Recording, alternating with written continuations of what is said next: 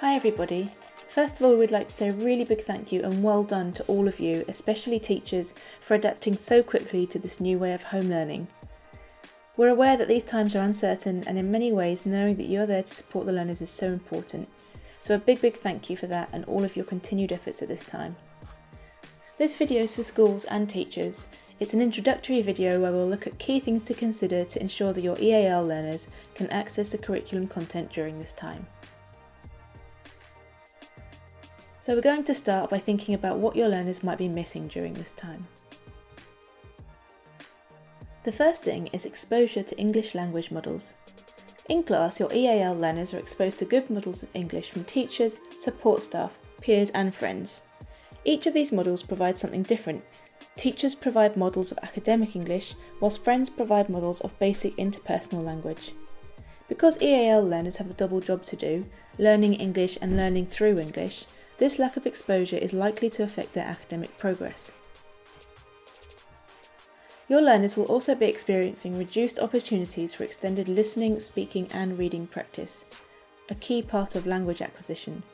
It's important to ensure they continue to get this, so to help you, the Bell Foundation has created a list of recommended resources for home learning.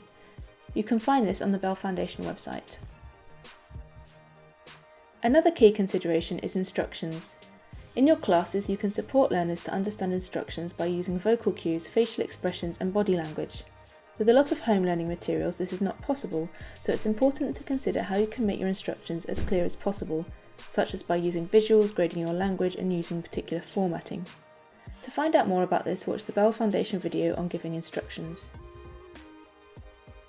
It's also important to consider that in your class you use particular forms of differentiation to support your EAL learners. This includes strategies such as pre-teaching, using graphic organisers and speaking frames. Due to the speed in which you've had to adapt to home teaching, these forms of differentiation may have been forgotten about. However, many are still possible to use from a distance and can be integrated with little time. Again, the Bell Foundation will be creating further guidance and practical tips for using these. Lastly, it's important to consider that learners may be missing equipment and so may not be able to engage fully in home learning. This not only includes internet access, but may also include access to speakers or a printer. The access they do have to computers may be limited. For example, their computer may be old and slow, or they may have to share one computer with the whole family. It's useful then to make sure that communication with parents is good so that you can continue to understand your learners and the situation that they are in. Okay, so we've looked at what your EAL learners might be missing. Now we're going to look at what they may already have in place that can help them during this time. First, they may have older siblings, parents or grandparents with a good level of English who can help them with translation or provide language support. To help with this, it's key to communicate with parents so they know exactly how they can help. Learners may also have oracy and literacy skills in their home language. It's important to remember at this time that pupils can still learn the curriculum content in their home language even if they do not have the means to learn it in English, and parents can be a big help with this. Once again, it's key to communicate this message to parents as they may not know that this is something that the school is encouraging. And unlike a normal classroom, home learning provides learners more time to digest and work at their own pace. This can be really beneficial to those EAL learners who need time to process new information and language, especially those who are new to English or at the early acquisition stage. Again, this is key to communicate to parents as they may have other expectations about what their children should be doing. To help communication with parents during this time, the Bell Foundation has also released video guidance to support parents. To find this, please go to the Bell Foundation website.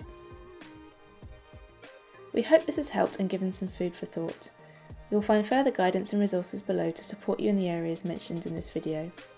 More content will be added on a regular basis for as long as the situation continues. We'll also be providing support and guidance when schools go back to ensure that you and your learners are well equipped during this time. For further CPD opportunities, the Bell Foundation also runs regular webinars. To sign up to upcoming webinars and to view recordings of previous webinars, go to the Bell Foundation website and then EAL Programme Training Webinars.